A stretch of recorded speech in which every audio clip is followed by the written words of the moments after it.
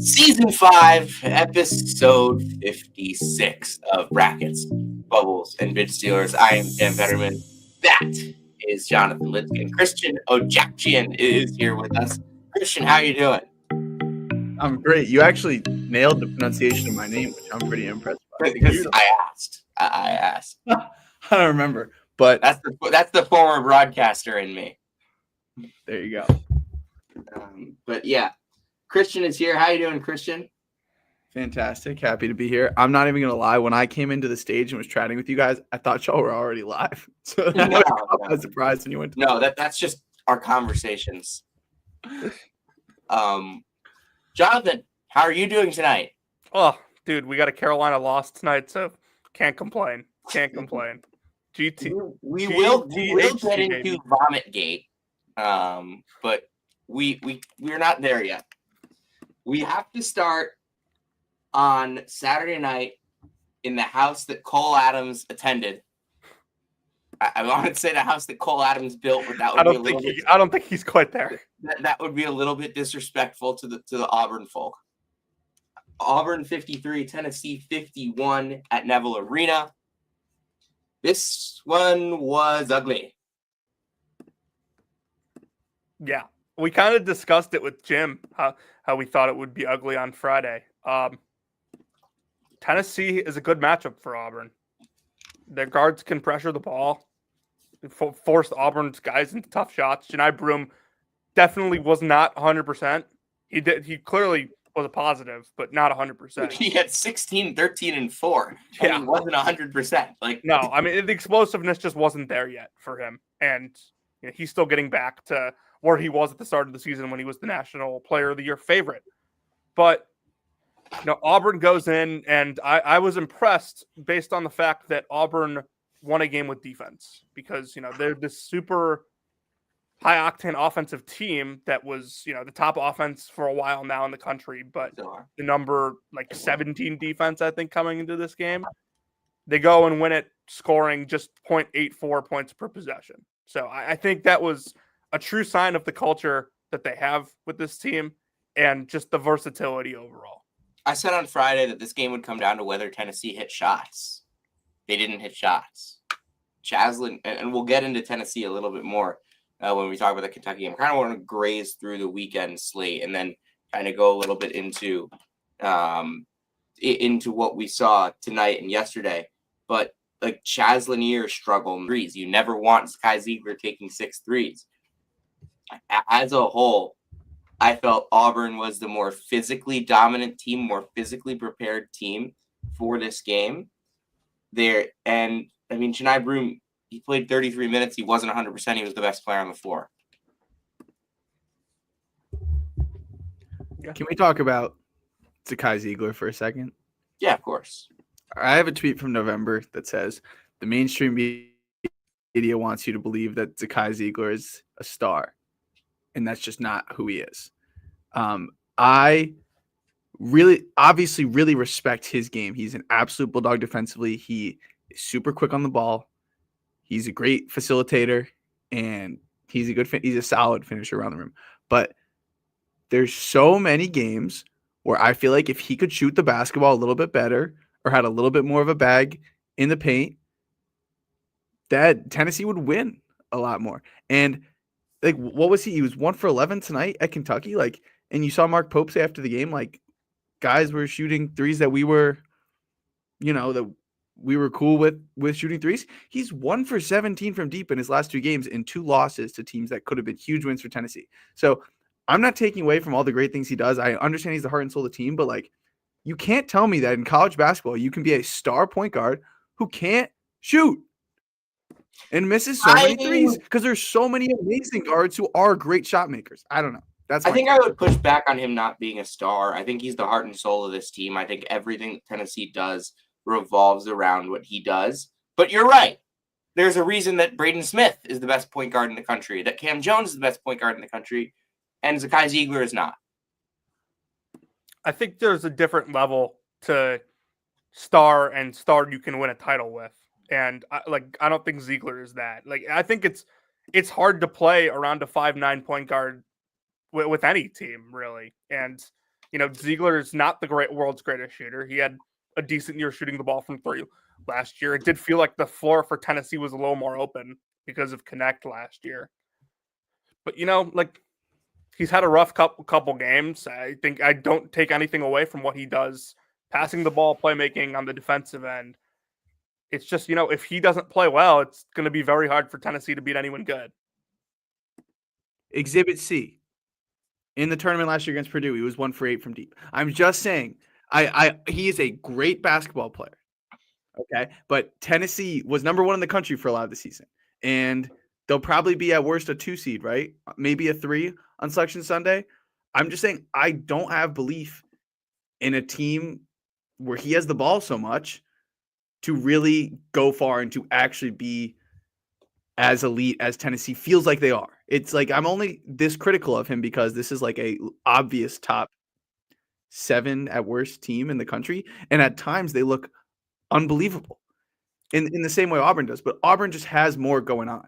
They can bring Todd Pettiford off the bench. Tennessee doesn't have something like that. Auburn just has more dudes, I think. But Tennessee is a machine. I didn't think Tennessee was going to lose at home once in the SEC.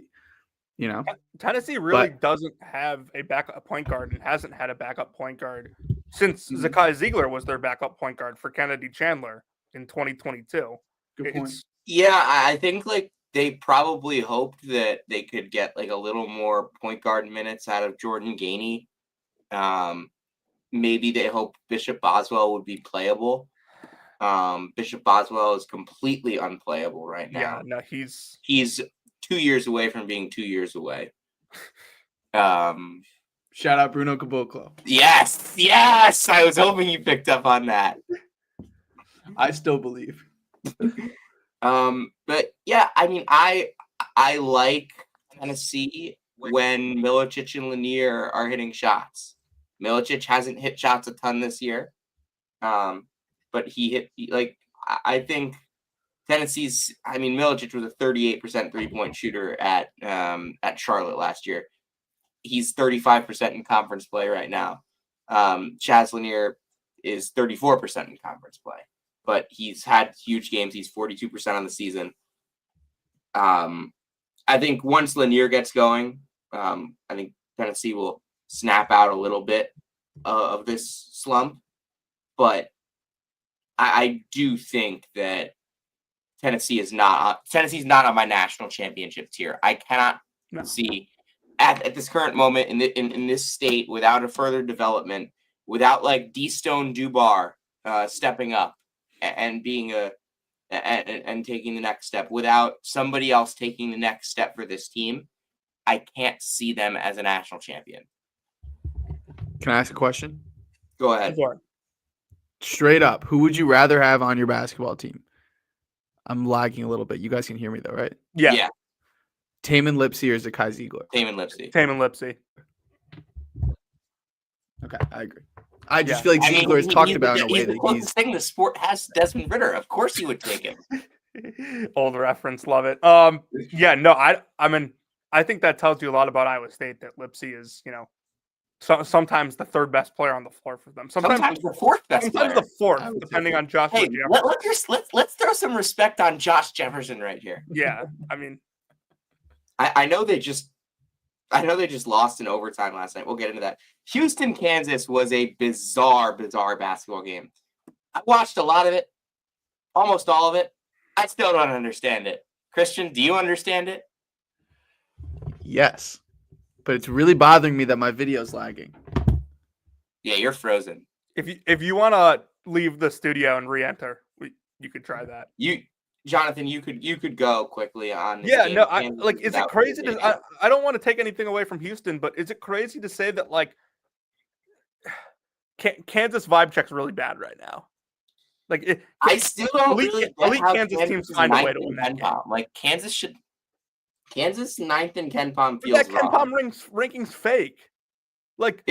It's the St. Bonaventure Virginia Tech thing with they beat UCF on the road by 51. This is the 17th best team in the country. Yeah, I mean, Christian, go. Boom. I bought the shittiest camera from Amazon the first time I wanted to make a video because I didn't think this was like going to be a thing I actually did. And here I am. I feel like I should upgrade it. Anyways, Houston, Kansas. Few things I learned. One, Juwan Roberts can go get you one. Juwan Roberts was cooking off the bounce. I love him. He is fantastic. We know what Houston is defensively. Offensively, Milos, Miles, Uzan. He is so good. He's been a perfect culture fit. He hit a couple big threes. I thought his 3-point shooting was a little lacking, but he's been a much better shooter than I thought. And Emmanuel Sharp, I'm like banging the drum that he should be an NBA player. He is such a dog on Keon Ellis, little undersized off ball, little 2 guard who 3 and D. Anyways, Houston's awesome. We know who they are. Kansas, I want to see what you guys think about Kansas. I feel like they over portaled. I feel like the AJ Store thing is weird. Finally, Rylan Griffin was unreal in this game. He's finally starting to get the minutes he deserves. But it's crazy to me that last year, like the Kansas team was like sneaky better, or at least more connected, just because Kevin McCullough, and I know Kevin McCullough was an elite player, but like, and Johnny Furphy like hit some shots, but like that team should not. This team should be much better than last year's Kansas team, and it's just not. And I feel like it's just kind of how the pieces are fitting. I think Flory Badunga's been nice, but I don't know. It's like weird. It's like, why is David Coit like playing so much? And then why is Shaquille Moore playing so much? And then it's like, I like Dwan Harris, but then when it's him, KJ Adams, and Dickinson out there, like it can be a little funky offensively. Yeah. And then the AJ Store thing, it will never not be weird when you're making $2 million and you're a college athlete and you're not playing. Like it's weird. It doesn't fit. Like they were an elite defensive team for like 2 weeks. Now they're not. They should have lost at home to UCF tonight. Kansas is fucking weird. But in terms of the actual game, the steals and the threes and everything with Houston, absolutely unreal magic. One of my favorite games I've ever watched. I also like Houston more than Kansas. You nailed it when you were talking about how Harris, Adams, and Dickinson is just weird together. Last year, low-key, they found a way to make it work somehow. They were like 27th in KenPom last year, Christian. They were 20. I know, but I'm just saying my eyes. Like I liked it. Because they had the third best player in the country and an NBA wing. That team was better than 27th in the country, way better than 27th in the country before McCullough. Yeah, they were like 16th. Which, like, I think this Kansas team this year is probably closer to 15, 16. The reason their KenPom ranking is 9th right now is because they beat UCF on the road by 51. Like, it's a total outlier. And I think that, like, last year's Kansas team, you know, you had wings that could score, wings that could hit more shots than these wings consistently do. And, you know, it is really tough to play Harris and Adams together when neither of them really look to score a ton, but they've made it work in the past. And I think it's because, you know, they have connective wings. This year they don't. That's a great point. That's exactly what I'm getting at. I feel like Bill Self couldn't have coached them any better last year. I thought he did an A++ coaching job this year. And this year I think it's a B. I also think, honest, and I'm going to be honest here, I am one of the world's biggest KJ Adams truthers. He has taken a step back. Yeah. A big step back. He is not close to the player that he was last year. Defensively, offensively, the confidence, just not there. One sec. And I think that has really been a blow to what Kansas is trying to do on both ends of the floor. Defensively, they've been really good. I mean, Dickinson has had some good moments defensively this year, more than I expected. But I still think that you can game plan around that. I think Kansas is too easy to game plan for this year. And I think Houston, Dickinson, like, and I think Houston is that one team that, like, no matter what you do in practice, you can't really game plan for the physicality, the aggression, and that level that Houston's going to give you until you've seen it. I just think that, you know, the numbers will tell you, and I don't disagree with them. The numbers will tell you, and the analytics will tell you that Dickinson's been very good this year. analytics will actually tell you that he's been elite this year. And while I don't disagree with the sentiment, it just doesn't feel like Kansas can play Kansas basketball with him. And we're used to seeing Kansas run and these fun transition plays. You don't really do that with Dickinson on the floor because he's so slow that you got to wait for him to get back to set up your offense. Yeah, you nailed it last year when you said before last season, Kansas's worst teams are the ones that are through the post. Yeah. Kansas has played way too much through the post the last 2 years, and also through the high post a lot. Through Dickinson at the top of the key. This game, I don't think Kansas was even bad in this game. Kansas should have won this game,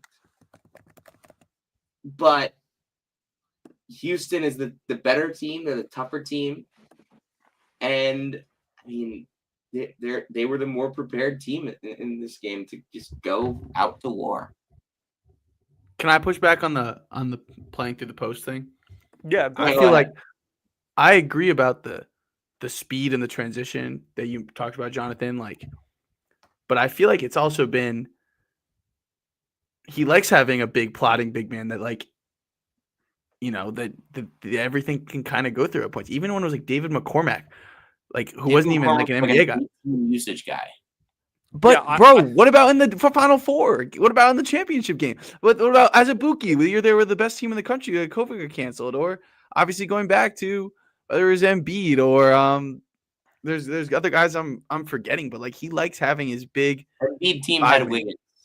No, McCormack was a high usage guy. It just felt like they had better way better players to play off of him, and maybe I'm just Kansas's best teams are the ones where their wings are the best players. Okay, but that's what the plan was. That's why they brought AJ Storr and Rylan failed. And damn, they wanted Riley Kugel there too, bro. And I love Rylan Griffin, but that's not his. Rylan Griffin's a bit more of a finesse player. I'm not saying AJ Storr is the. I bought this Kansas team in the preseason. I had them number 2, number 3. Yeah, I had them too. I bought them in the preseason. It hasn't worked, and it hasn't worked because those wings haven't been good enough.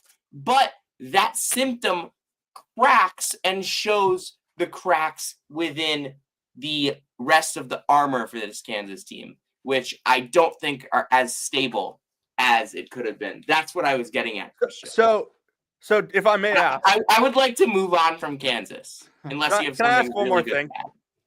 And I don't want to do the whole, the transfer portal, blah blah blah. But what's the recipe? Not saying this year necessarily, but what's the recipe to fixing this? Homegrown wings, because that's been self-spread and butter. It feels to me it's clear that last year I honestly think last year is as simple as if Nick Timberlake had a pulse and could shoot some threes, and Jamari McDowell or El Marco or one of those guys was just a little bit better, they could have been a 1 seed, And then this year he solved the talent issues, but it was a little bit square peg round hole type beat because this year has so much more talent than he was working with last year. It just doesn't fit as well. And whether you want to say Dickinson hasn't been good enough, or it's the Harris Adams Dickinson combo, or just the Storr and Griffin not being what Abaji and Christian Brown were, you know what I'm saying? Whatever it is, he's mixing things up and it's not working. And I think he's gonna have to take a long, hard look in the mirror, because last year he was I'm not dealing with this bullshit again. I can't be putting fucking El Marco, Johnny Furphy was good. I can't be putting El Marco and Nick Timberlake out there. He's you could remember he said that quote. He had that quote in March where he's I'm already thinking about next season. Yeah. I've been thinking about next season for 2 weeks. And he was all right, what am I going to do? Get the dollars out. Let's get some dudes in here. And it failed. So we'll see. I think I think the fact of the matter that they're losing their 3 key guys that have been there forever. I mean, I know Dickinson hasn't been there forever, but it feels like it at this point. Do you even remember Hunter Dickinson at Michigan? It feels like a completely different era. His most memorable season at Michigan was his first one. Yeah. Harris, Adams, Dickinson, all gone. I have to think Storr isn't coming back after this. Well, if you look at history, it would tell you he's not coming back. He'll be at Kansas. And Mayo's obviously gone. because he's a senior. So they have a lot to replace, and I think kind of getting Darren Peterson kind of gives them the ability to do like a program reset. Just like we don't need to build our team around this group of guys. We can build our team from the ground up, figure it out from there. Maybe not obviously all freshmen, all transfers. Who else do they have coming in the freshman class? Samus Calderon. Right.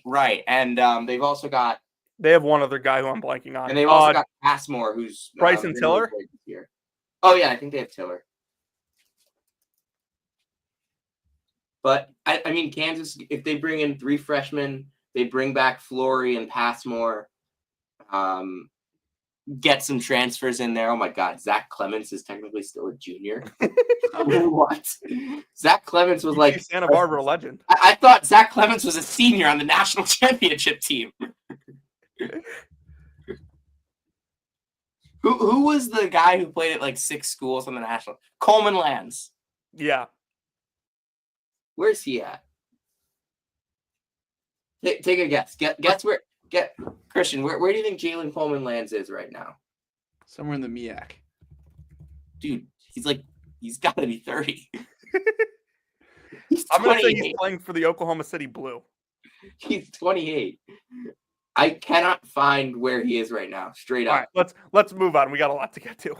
He most recently played for the Kansas Jayhawks. Did he go pro? He's a philanthropist. All right, let's move on. Okay. Yeah, we spent way too long on Kansas.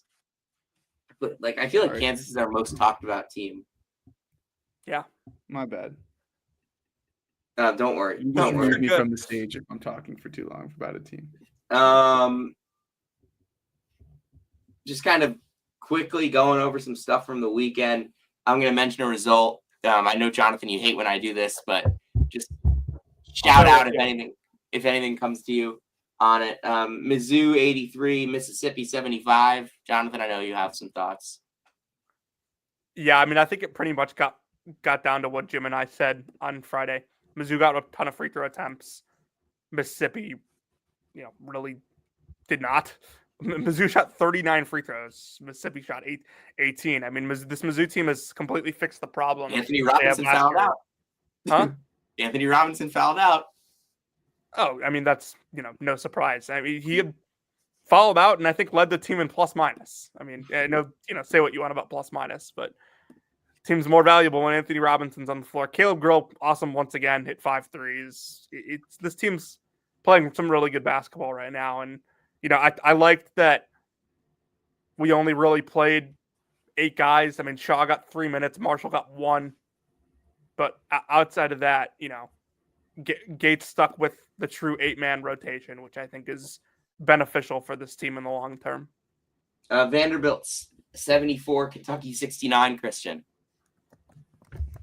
I love Andy. I'm a fan. I still think like against certain teams they just look a little outmatched. Like they definitely did against Alabama. I think Alabama's a top 5 team. But man, from November when Vandy was I know they lost to Drake in that tournament, but they beat Nevada. They beat Seton Hall. 182nd in Ken Pom right now. I watched them play Cal early on, but point is I was looking at this roster and I'm like, all right, you got AJ Hogard, you've got Jason Edwards, who was a nice player at North Texas, you've got McLaughlin, who's been around, you got Jalen Carey, who I didn't think was very good when he played for James Madison last year, you got Huffman from Davidson, solid, like MJ Collins from Virginia Tech, man, Tyler Nickel, like didn't do much at Carolina, was fine at Virginia Tech. I thought it was a little misfit. I was like, they're taking so many threes, I just don't know if I'm feeling it. And they started like shooting terribly. But then the more I started to watch them, I'm like, yo, Mark Byington has these guys like they have nothing bothers me more in college basketball when teams just have pointless ass possessions where I'm like, this guy's either being selfish or they're just so poorly coached or they're just like I just like teams who are intentional offensively. Is that too much to ask? That's why I like Florida. That's why I like Alabama. That's why I like Vanderbilt because these guys know exactly what to do when they get the basketball. If Tyler Nickel catches that shit, he's letting it fly. If AJ Hogard was like not a good shooter at Michigan State, but if he's open, he's letting it fly. They attack the basket. They're good interior passers. McLaughlin's a good connector. I just like the way they play. Everyone has elevated from who they were at their previous stop, and I give all the credit to Mark Byington. They work hard defensively. Jason Edwards is filthy. He's really good. They're fun. I'm all for it. I think he couldn't have done a better job, and I love a team with a clear identity and that is intentional on offense and defense. I'm going to need you to step up the way you're talking about Devin McLaughlin. You're not being respectful enough. No, he's great. He's great. I'm saying I didn't think of him super highly earlier on in his career, but I'm saying he's being tasked with being at times, playing small ball 5 and he can with Tyler Nickel as his foreman and he's thriving at it. Okay, one name that I don't think we brought up last week, but I want to talk about is Tyler Tanner. Oh my God, I can't believe I didn't mention him. He might be my favorite player. You know what Tyler Tanner's assist to turnover ratio is this year? It's insane. I know he's like number 1 in the country in turnover rate. It's 41-2. Bro, look at his steals. He comes in. He has 44 steals. He comes in with so much energy, bro. He is so good. I can't believe I got so fired up. I forgot. He's a freshman. I hope he stays at Vanderbilt. But if he doesn't, there will be teams lining up. This guy, I hope he stays because he is going to be a star for Mark Byington. He is the perfect Mark Byington point guard. If they can keep both around, can you play him and Edwards together next year? Because Edwards is only a junior. They've shared the floor. They've absolutely shared the floor. Yeah, but probably not for the 30+ minutes a game. But no. That's a fun duo. The whole reason I liked this Vanderbilt team, aside from McLaughlin, was the dynamic with the big pass first point guard, the small score first combo guard. That were two players that I liked in this spot, but I didn't like AJ Hogard at Michigan State. I liked him here. I loved Jason Edwards at North Texas. Hell, I loved him when he was at JUCO. And he's been awesome here. Moving on from this game. Texas comes back against Texas A&M. No need to talk about that. Xavier over UConn. I feel like I've kind of said it all about UConn at this point. It's just not good enough without Liam McNeely. Baylor over Utah. I think that Providence came back to beat Georgetown. Thomas Sorber was like the national player of the year for the first 10 minutes of this game. Twitter, I think Jeff Goodman sent 6 tweets about him. He might have passed Shaden Sharp for the greatest player of all time. Him and Debansa. Yes, forgot that Debansa was the other one. That was the famous. I watched AJ Debansa film intentionally for the first time this weekend. He is the Kobe Bryant of cannon catchings. Yes. yeah body type. He didn't miss a shot tonight. Yes, he won you a lot. And then got benched for overtime. They won, so I guess you can't complain. I know. I was not happy about that. Jonathan Cornell, 85, Princeton 76. This was a fun one. I watched it down the stretch. I watched Cornell close this game out. I watched Naz Williams close this game out. They didn't get much from Nord. They didn't get much from Fegan. Nord took 1 shot. Fegan scored 9 points. But the amount of grit and toughness that this Cornell team has, and they shot 82% from the line. I think we need to mention. But Cornell, I was listening to what Steve Donahue said about John Jakes. Steve Donahue coached John Jakes at Cornell. He doesn't get too high or too low. You can see that with this Cornell team. Every possession feels the same. Offense, defense, it doesn't matter if there's 20 seconds left in a 2-point game or 18 minutes left in a 21-point game. They attack every possession the same way. Sometimes that's really good. I think in a game like this, it's really good. Sometimes it's not great. When the other team goes on a run, it's not always great. And games can kind of get away from them. But that hasn't really happened yet.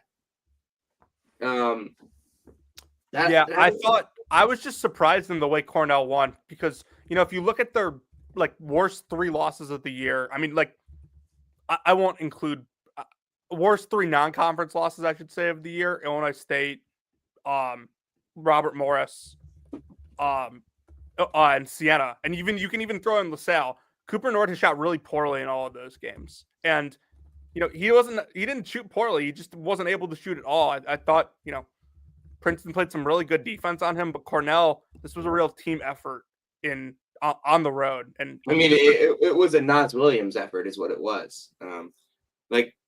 Team effort. Every game is a team effort for Cornell. Yeah, I mean, I thought Ragland. Nas Williams played the best game of his career. Yeah, I mean, 4 of 6. And that's an all Ivy. That's a guy who made the all Ivy first team last year. And he scored a career high 28 points. In a road win. You were staring down the barrel after that Brown loss of potentially falling to 2-2 in the conference. To go on the road and pick up that win is incredibly impressive. They now have 3 home games in a row. I'll be there on Saturday when they play Harvard. I will not be there next Saturday when they play Yale. Syracuse plays BC that day, and I have to go to that. Oh, how wonderful will that be? I know. I'd really rather be at the. Honestly, if I can save myself an hour drive in central New York, I'm fine. Take it. Just to mention it, Florida 89, Georgia 59. This game was never close. That is an accurate statement. Do you have any thoughts on Florida? Did you ask me? I said Christian. Okay. The Todd Golden thing was weird, for sure. Very. With the off-court stuff. I don't really want to get into that. We don't have to get into that, but I mean, basketball-wise, I like watching Florida play a lot there. I talk about offense with intention. Like Walter Clayton is easily one of the best guards in the country. Elijah Martin and Will Richard are shot makers who can create. Condon, energy bigs. Condon, Alexis, Hawes good. Chiniella's good.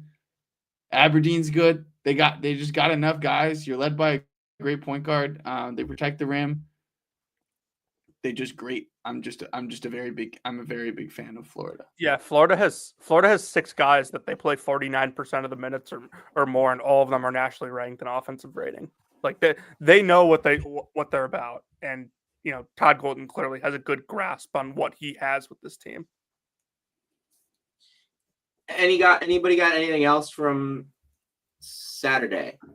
I mean, Cooper Flag, Duke going to the zone. We'll kind of get into that a little bit more. Yeah, that's more of a Saturday plus Monday discussion. Yeah, just kind of moving on to Monday. Jonathan, Duke went to that zone. They played 5 possessions of zone all year going into Saturday. They played 21 between Saturday and Monday. They allowed 4 points on those 21 possessions, Jonathan. Yeah, I think the thing that's kind of being lost in the whole kind of thought process behind this is not just that Duke went in zone to kind of sort of swing the tide the last 2 games against Wake and NC State. It's that when you break it down, Duke's a really efficient zone team because they're the tallest team in the country. They're ridiculously long. Even when you move the ball and work it to the middle and work it to the dunker spot, those guys can recover so easily. They're so athletic and so big that you have to take these long range shots. And Duke was willing to do that, even with NC State having their best shooting game of the season, and live with the results. And I think I was more than okay with that because, shooting is streaky at times. It's streaky a lot, but you bet on a bad shooting team shooting badly in the second half of that game. And that's kind of what happened. Christian, anything to add on Duke? I like Malik Brown a lot. I think they'll be even better when they need him back. They do. He completely changes the way that a team can defend. Yeah, exactly. I was watching Syracuse film from last year for an article that's going up tomorrow.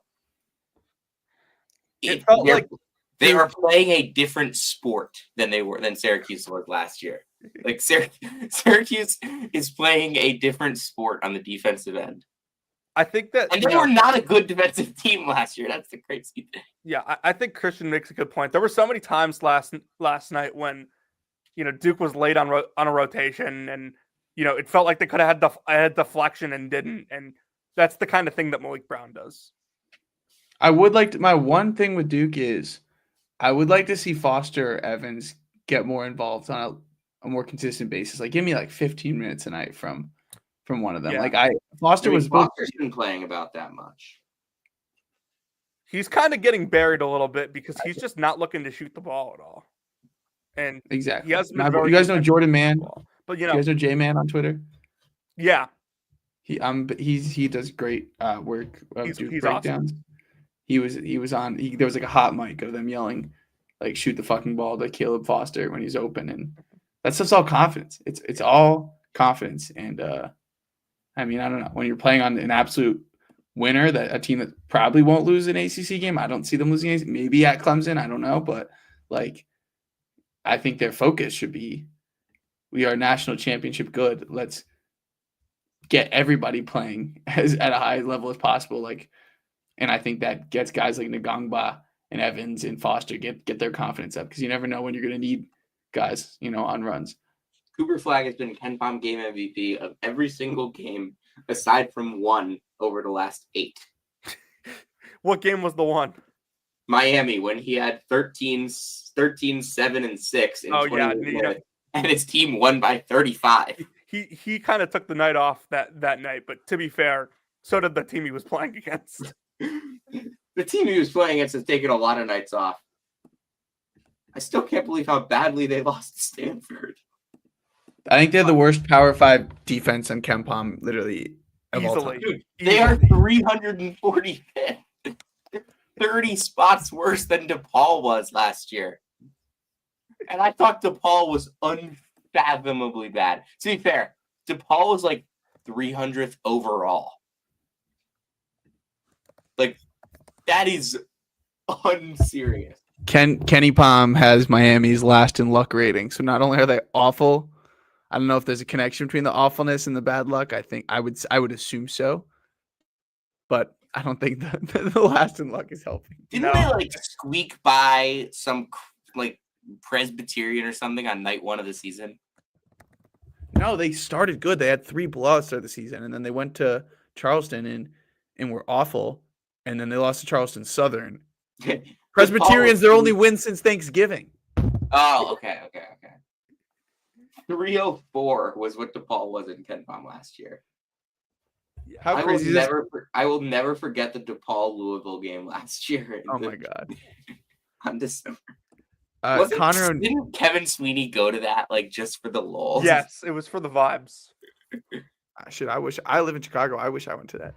Connor O'Neill tweeted this. Who covers Duke and Wake. The bottom 4 teams, the ACC standings. Miami went to the Final Four 2 years ago. NC State went to the Final Four last year. Boston College. Who's Boston College?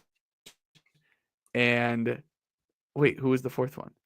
Virginia. Who won the national title. It's like crazy the yo-yo that a program can do these days. And won the ACC. And Louisville is in second. Yeah, exactly. I will. Let's kind of get into Louisville because I think we're done with weekend stuff. Yeah. I just want to mention the Mike Woodson video was hilarious. Which Mike Woodson video? The one of him not shaking hands with Willard and the Illinois transfer having to go tell him to shake hands. I would like to I planted my flag on Louisville a lot, but 72-59, this game was not even close to that. It was a 29-point game with 13 minutes left.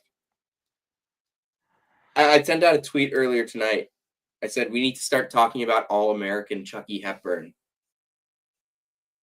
Chucky Hepburn has been the most underrated pickup in the transfer portal. I don't hear anybody nationally talking about how good he is. He is the best player on the second best team in the ACC. He is the second best player in the ACC. He has the number 1 assist rate in the ACC. He's nationally ranked in offensive rating and true shooting and free throw rate, and he's top 50 in the country in steal rate. I went to watch like just a little bit of Pitt film for when Syracuse was playing Pitt. And I wanted to look at how Louisville defended ball screens because Louisville held Pitt to like 0.4 points per possession on ball screens.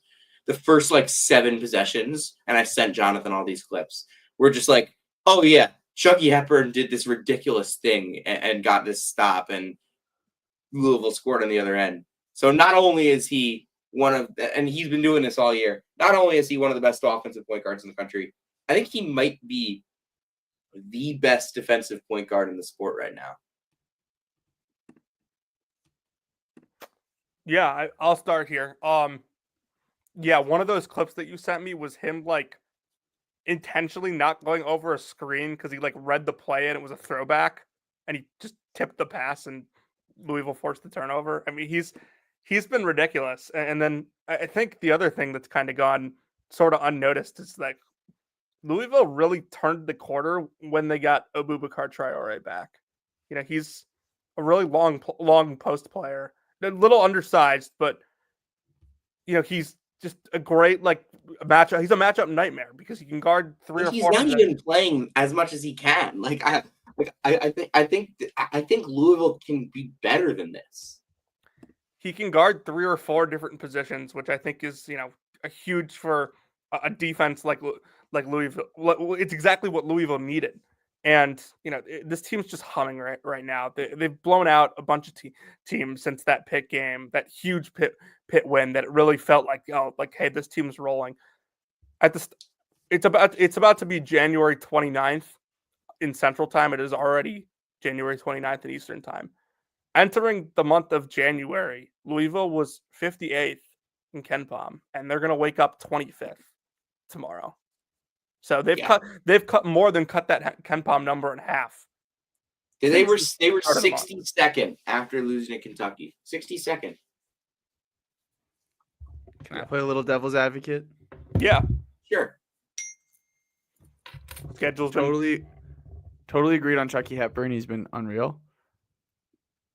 I'm still not fully buying it with Louisville. I really think the ACC is bad.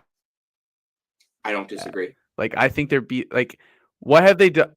Like, they beat Clemson at home, but, you know, in this stretch where they've won, 10 in a row, that's the only tournament team they beat. Okay. And they're really good. I think it's interesting that how much he's tightened up the rotation. I think not having Corin Johnson and what's his face? Pryor. Like, he wanted this team to be much deeper than it ended up being. And like, I'm not sure if Noah Waterman is hurt. He was starting to get phased. Like, he was playing much less too. I just think it's a little interesting. Oh shoot. He's been hurt for a while. I just don't know how I feel about this team, like about just their 7 guys. I agree Traore like does some nice things defensively. He's still like not a floor spacer, which considering that they take like more 3s than 2s. I just don't know about this. I just don't know. I don't know who they are when they play a really good team. I still have like the Tennessee game and the Ole Miss games in my head of being at home against like good SEC teams, and look what happened. And I know they've gotten better since then. That was early on with the first year coach, but I don't know. Show me the money. Show me what you do when I mean, shoot, their schedule is pretty easy. We'll see. I mean, they could. Oh, it's a joke. Their schedule is a joke. Oh, they're gonna win 16 games in this conference easily. Yeah. I think they're projected to win 17 right now. Let's just say this: if they're a 4 seed, I'm looking at the 13. Okay, I can see that. I think another thing real quick before we move on that's going underrated. I mean, I just also want to mention like the fact that we're even talking about a 4 seed for what Louisville basketball was 365 days ago. Sam, do you know the absolutely not. Sam, do you know the last time that Pat Kelsey coached a team that was outside of the top 55 in adjusted tempo? Got to be one of the Winthrop teams. Yeah, it was his 3rd year at Winthrop, 2015. They were 103rd. He's 136 this year at Louisville. I think he's not only just done a good job making the pieces fit, but like he's adjusted his style to how the pieces fit. They were playing fast in the non-conference when they had the dudes. Look at that. 75 possessions, 74, 78, 72, 73. It's slowed down significantly. They're playing 66, 67 possession games right now. Yeah. Do y'all remember 5'7" Keon Johnson on Winthrop? 2016. They were 12 seed and they lost to Butler, I think, in the first round. They had this 5'7" point guard. It was absolutely that 2016 is like right where my memory goes like fuzzy with NCAA tournaments stuff. He had some. I don't remember that spots there though. He had some dudes there. Yeah, I mean, he had DJ Burns. Yeah, DJ Burns. Yeah. Chandler Vaudrin. That was the name that was like on the tip of my tongue. I loved Chandler Vaudrin. He had like I think 5 triple doubles. I think one of my bigger NCAA tournament regrets is picking that team to beat Villanova, though. Yeah, me too. It was never going to happen. They were like 25-1 though. Yeah, no, they had a great year. It was just Yeah, that was the year that got him. It was kind of like well-oiled machine versus well-oiled machine, and you take Villanova in those. Wow, their one loss was by 2 that season. That's crazy. Who did they lose? They're weird at schedule. They played every team 2 games in a row. Yeah, they lost like some random Big South game, I think. Just want to shout out Towson. I would like to shout out Towson. Jonathan, this was my preseason pick to win. Well, my preseason pick to finish second in the CAA behind Charleston. They're 7-1. They're first place in the CAA, tied with William and Mary. Those two don't play, by the way, until Feb 27, the second to last game of the season. But Towson has won 6 in a row. Tyler Tejada is healthy. Dylan Williamson was awesome against Northeastern. Pat Scary's doing a really nice job. Right outside of Baltimore. Yeah. Nothing else to Okay. Well, one last thing I want to get to before we fully get into tonight. There was some unbelievably stupid foul up 3 discourse about the Arizona-Iowa State game. There were 2 seconds left. It's a 60-foot shot. You don't need to foul there. Stop being revisionist. Iowa State wins that game 99 times out of 100 if they don't foul, and 99 times out of 100 if they do foul. Yeah, I mean, honestly, probably 98 times out of 100 if they do foul, because twice you probably get the shooting call. I think that there's a real. You kind of said it on Twitter, Sam, and I'd like kind of been thinking about this a lot today, but there's really only like 4 to 5 seconds where it's a good time to follow up 3. Like once you crack that like 8-second, 9-second mark, you're following too early, and once you dip below that like 4-second mark, it's too late because the team just like has to shoot it. So I'm very happy we're aligned on this. I did not like this discourse. Good. What did you say? I was gonna say I didn't like it, bro. Fuck, Rothstein was like, you got to foul up 3, and I like jokingly commented like, you don't know ball. Obviously, he knows ball, but 2 seconds. I completely agree with you, Sam. 99 times out of 100, when he misses that heave like he does 99 times out of 100, not a single person saying, "Oh, well, you're played with fire there. You probably should have fouled him. It hit the rim." Like, no, you don't foul there. What? I got into an argument in Ryan Hammer's Instagram comments about this. That's my favorite thing about Instagram comments is nobody knows like who I am and like what I do. It's like these people are like saying, "Oh, there's no way you watched the game. You clearly don't watch basketball." I'm like, you think I don't watch basketball? Yeah. Like, of all people to accuse of not watching basketball, me? Like, there's a lot of things you can accuse me of when it comes to basketball. Not watching it is not one of them. You can accuse me of being a horrendous basketball player. We have seen that live on this show. Oh, yeah. Oh, we have. We might see it again live on this show. Heck, I think we will see it right now, right on this show. I have a basketball. I'm going to take it. And I suck at basketball. Everyone knows that. Anyone that watches this show knows that I suck at basketball. But I watch a lot of basketball. Do not accuse me of not watching basketball, random people in Instagram comments. I don't know why I'm getting so angry about this. I think this kind of segues us into, a bigger discussion about the Arizona-Texas Tech game. Now, not you being bad at basketball, Sam, but, if there is, if you took, all the players in college basketball, and you said, who do you want to, take a 60-footer at the buzzer? Caleb Love is at the top of the list. Oh, no doubt. But, yeah, no. Last year, my answer would have been Baylor Shireman. The discourse was really bad. I thought the refs let both of those teams play throughout that game. I thought Arizona is doing a really good job managing their rotations right now because they can't play Carter Bryant and Anthony Del Orso together. They're just both bad defensively. And Carter Bryant's bad defensively?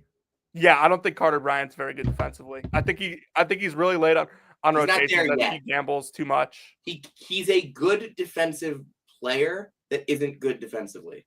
Yeah, I just don't think he plays very good team defense. Fair enough. Anthony Del Orso is inarguable. He's a terrific defensive prospect. But I don't have all of the tools.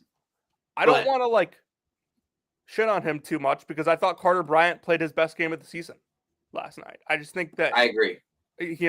He's really kind of finding himself lately. 10 points against Tech, 9 against Oklahoma State, 14 last night against Iowa State. He had 14 against Cincinnati on the road earlier this year. But he is playing with so much more confidence. It was very clear from the start of the season that they had to work him in to college basketball, and he was not clearly ready right away. But he's taken tremendous strides throughout the season, and it wouldn't surprise me at all if he was closing games for them later in the year like he was last night. All right, moving on to tonight. Christian, can you kind of talk us through the BYU Baylor game? Because I know you had your eyes on it. That feels like a lifetime ago. What a game. What a sweat. BYU was in control from the jump. Baylor, Norchad picked up. So Norchad got switched on to Igor a minute into the game and tried to pick his pocket and picked up a foul 30 feet from the basket, which you can't do when you're so thin in the front court. Mm-hmm. And then he picked up his second before the under 16. So I'm kind of rolling my shoulders back Norchad's in foul trouble. No Jeremy Roach, no Langston Love. I was all right, unless VJ Edgecombe goes nuclear, I don't see how Baylor can. And then what happened? VJ Edgecombe is so good. He's gotten so much better, but I would be remiss not to talk about Mr. Rob Wright. Rob Wright had 12 straight points for Baylor in the second half. There were so many possessions. So BYU was going under screens on some of these guys and doing some switches, and I was just nervous a lot of these Baylor possessions. But then they'd kick it out to Jaden Nunn or Norchad would let a three fly, or Jaden Nunn would try to attack the basket, and I'd be like, it's a win. Any possession that doesn't end with Rob Wright or VJ Edgecombe making a play because they are clearly the two best players on the floor for Baylor. Rob Wright is so good. I'm so excited for what he's going to become in college. I think VJ should be a top 5 pick. I'd rather have him than Ace Bailey. But I kind of agree right now. Damn. Yeah. So those I don't know. I mean, Ace Bailey is a freak. VJ is a freak. VJ Edgecombe's a freak. Yeah, I just said VJ is a freak. Okay, good. I don't know. I mean, VJ Edgecombe does things you're not supposed to do, but then again, so does Ace Bailey. That's a conversation. That's a conversation for June. Jaden Nunn, man, is just not it. Respectfully, I mean, this is why you have Langston Love and Jeremy Roach, but he should be playing. They're extremely thin right now. Asamoah, Drew gave him 6 minutes and just wasn't. He's not ready. Wasn't rocking with it. This team just is. But here's the thing: even when you put Jeremy Roach and Langston Love back in, if and when they do, that's not addressing the need. It's just you're bringing down the Jaden Nunn minutes, but you're still asking Ojuwana to play huge minutes. You're still asking Norchad to play huge minutes, and I still don't think the fit with Norchad has ever really worked. He's such a unique player where, like, yes, Miami got hot with him playing small ball 5, but it was always just such a dicey game because if he ever got in foul trouble, they were just absolutely screwed. And there were just certain teams where certain 5 men could, just shoot over the top of him every time. But Baylor was switching everything. I thought they really competed. I was very impressed with Baylor. And BYU, Candy Catchings didn't miss, which was unreal. Candy Catchings was 4 for 4 from deep, 4 for 2. Two of his 2-pointers were like tough, contested off the dribble middies. He's great. Richie Saunders is an absolute baller. Moat Mag got after defensively. Keba is a freak. Yegor, I still want a little bit more from him. I still want him to be a little stronger at the ball, a little bit more decisive, but he was good in transition, made some plays. I love Big Foose. And then Dawson Baker took me home with the 2 free throws. So BYU is interesting. I think BYU might have something to say about the NCAA tournament if they can string together some wins here. But Baylor, I'm intrigued by them because of how good Rob Wright and VJ Edgecombe are, but I think Baylor's also deeply flawed. I don't think Baylor's that good. Just straight up, right now, their health situation is just bad. VJ has gotten so much better. VJ and Rob are obviously their 2 best players. If I told you that in November, what would be your reaction, Jonathan? Oh, I had them ranked, I think, 17th in the preseason, and I would have told you that number would have been higher. If I would not have, because that would tell me Roach didn't hit, Nunn didn't get better, Love didn't get better, Omier didn't fit. Really? Because my logic was, hey, if those 2 freshmen are really living up to the hype, I kind of know what I'm getting from Roach, and I know what I'm getting from Norchad. Well, I mean, Roach, sure, but Norchad, again, as Christian said, can be a dicey fit. Norchad's been incredible. Mm-hmm. Norchad's been unbelievable this year.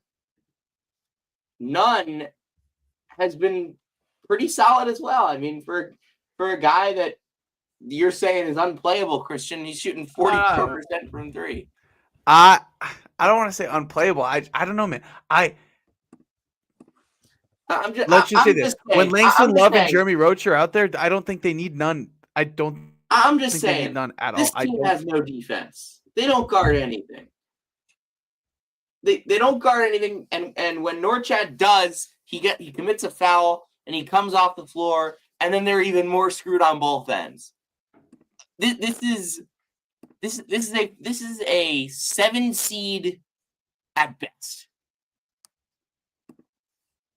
Yeah, I just don't think they play good team defense. Baylor will always have guards that will get after you and kind of pressure. I don't feel like they do that much. None does. None does. None does. They're top 50. They're top 50. How much of that is that we watched him play for Mike Rhodes at VCU? He's not still doing all that stuff. He's significant. He's gotten worse on the defensive end since VCU. Baylor's defense is always so team oriented. They're not probably going to force a ton of turnovers or things like that. Just, you're going to play really solid, straight up man-to-man and keep you out of the middle of the floor. And when these guys don't play together on that end, that's where you get a 78th ranked defense from. You also have 3 good defenders on the team. I just realized Jaden Nunn looks like DeMar Hamlin. Do you guys see that? Let me look this up. Oh my god! Oh yeah, no, it's uncanny. On that note, St. John's 66, Georgetown 41. Jonathan, what did I text you? Oh, you texted me that St. John's wanted them to stay under the radar. I don't think they're going to, because this team is 18-3, 9-1 in the Big East. Kadari Richmond played unbelievable for the first half of this game. It was 41-11.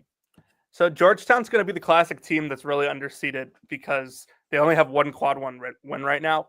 And Georgetown. No, sorry, St. John's is going to be. I was going to say Georgetown's going to be underseeded in this. Underseeded in the NIT, maybe. Georgetown's going to be underseeded by Tony Patelis in the CBI. Like if you look at St. John's, the best player in CBI history. If you look at St. John's, according to Jeff Goodman. If you look at St. John's schedule, you got quad 1 games against Marquette, UConn on the road, Nova on the road. Is Creighton at home quad 1 right now? Maybe it might be. It's not. It's actually not even really that close. Creighton's 39th in the net. Yeah, but they could get there. They've been playing well. Yeah, but if St. John's beats them like fairly handily, it probably goes. They beat them by like 1. So give or take, you probably have what, like, including the Big East tournament, 5-6 quad 1 games left. So Baylor's going to be why do I keep screwing this up? St. John's. Yeah, you are off today. Dude, St. John's is going to be the classic team that is underseeded, but the metrics really like them. And like they're probably better than they are. So like when you see, all right, I'm going to say they're 15th in KenPom right now. I think that's underselling them. Do you think St. John's is better than Kansas? Yes, I do. I'm not sure St. John's isn't better than Marquette. No, I'd still take Marquette, I think. I think I would take Marquette, but I'm not sure St. John's isn't better. Let's look. Since Christmas, I would take St. John's. Next Tuesday. Christian, why would you take St. John's? I just feel like I love Cam Jones. Obviously, I love what Shaka's built, what he's built there, but I just feel like the ceiling's just a little captaincy. It's a vibes-based take a little bit. I just don't think this is the year with Ben Gold at the 5 and considering the 3-point shooting needed from like David Joplin on a consistent basis that like this is the year that they're gonna make an Elite Eight or further. St. John's, on the other hand, is absolutely clamps defensively, and their really only flaw is 3-point shooting. And Aaron Scott can get hot. Davon Smith can get hot. RJ Lewis can maybe sometimes shoot. Dari hit a couple today. Simeon can. I don't know, man. I'm a fully believer in Patino.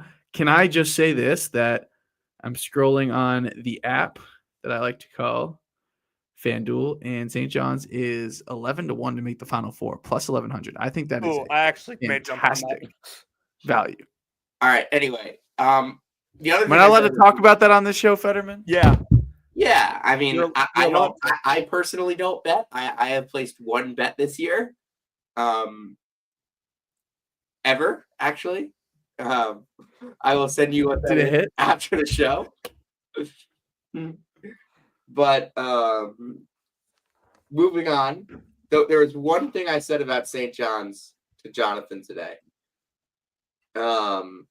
It was, I don't know if Rick is the best coach in the country.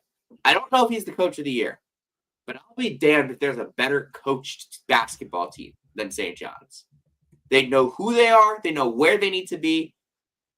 And they are always, Rick pulls all the right strings with that team right now. I think he has performed the best of any basketball coach, especially over the last month.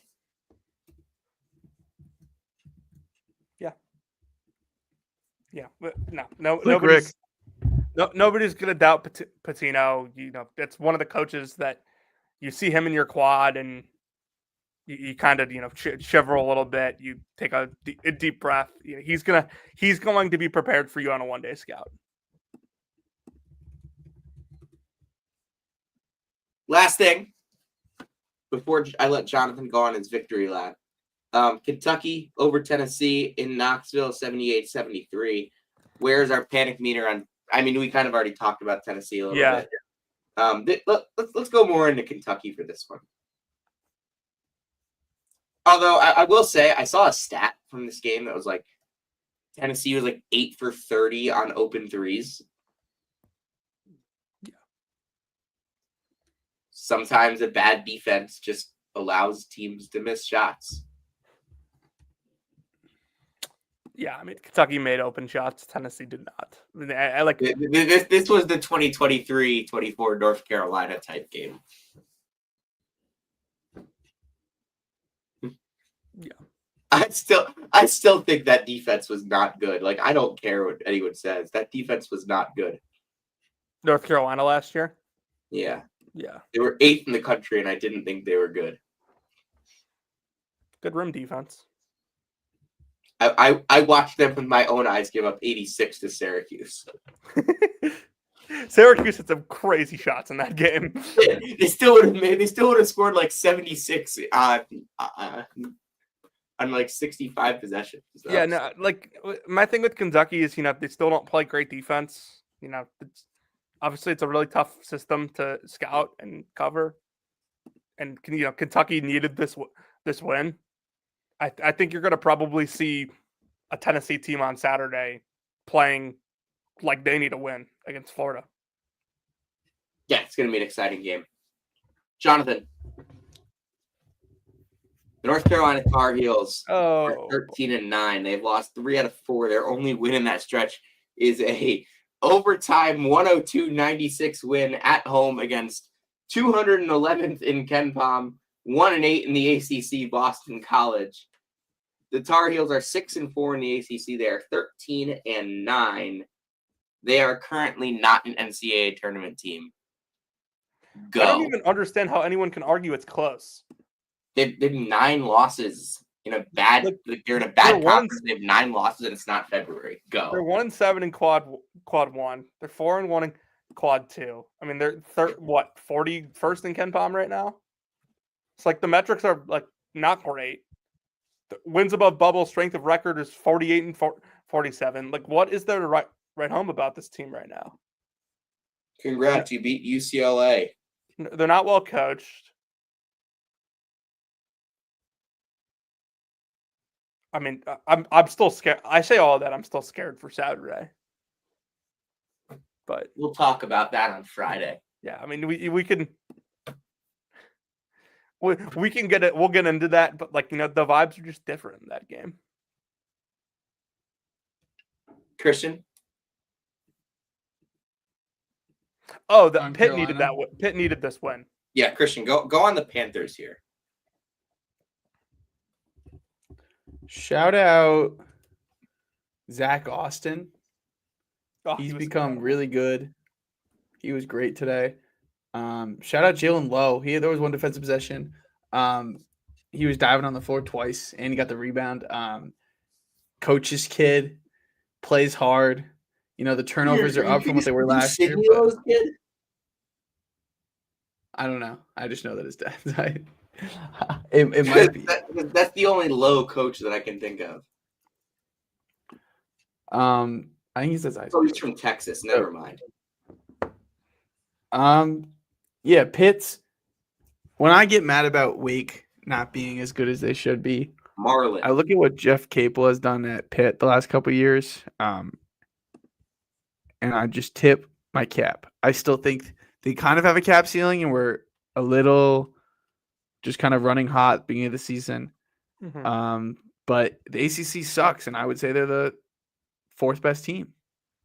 Yeah, I don't think Pitt plays, complex enough offense to really make some noise down the stretch. I mean, I think they'll end up being a bubble team because of the weaker ACC, but they did perform well in the non-conference, and their metrics are all right.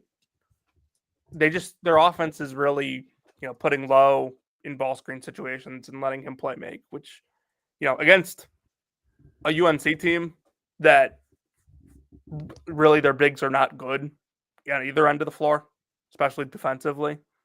I don't think that's a bad option to have. I think it's an unfair standard, but in the game like the Duke game, you can't just, spam ball screens because Duke will switch them. I would like to see more strategically out of Pitt offensively. I kind of hear you, but also I just feel like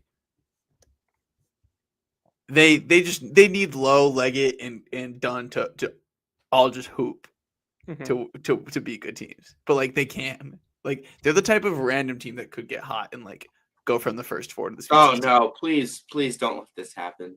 Please don't let another ACC team that is not that good make the Final Four. They're not going to make the Final Four, but they could make we some. We said that about NC State. Okay, that's different. NC State was total voodoo. Well, yeah, I guess you have to have the requisite fat guy in the post. And although having, do you remember the tweets about Pitt like in the tournament when people discovered the Diaz-Graham twins and they were like, where did Pitt get 2 Chet Holmgrens from? I swear, if you go on Twitter and type in Chet and Pitt or Diaz-Grams, I was the first one to make that comment. Really? Let me have it. I said they're the Walmart Chets. Like they're like. All right, that's anyway. great. Anyway, shout out Akron, 8-0, big win against. No, not big win. Win against a terrible Northern Illinois team today. Tavari Johnson at 21. Zips 15-5. Big win for Toledo at Ohio on ESPN2. Sonny Wilson at 15. They didn't get the best game out of Javin Simmons, who has not been tremendous all year. He's been good. I have not been as impressed as I thought I was going to be with him. The sophomore who had a terrific freshman year has kind of taken a small step back, I would say, or maybe just not taken a leap. But still impressive stuff. This is a Toledo team, by the way. It starts 4 sophomores: Sonny Wilson, Simmons, Bryce Ford, and Sam Lewis. And they're 6-2 now in the map, the bad map. Oh, please. Michigan State, big win against a crappy Minnesota team. Minnesota now 3-7. Michigan State 9-0. Kurt Tang and Garrick Norman got minutes in this game. That kind of explains how that game went. St. Louis and VCU, there was a fight in this game. There was a fight in the stands. I watched this game. This was like a top 5.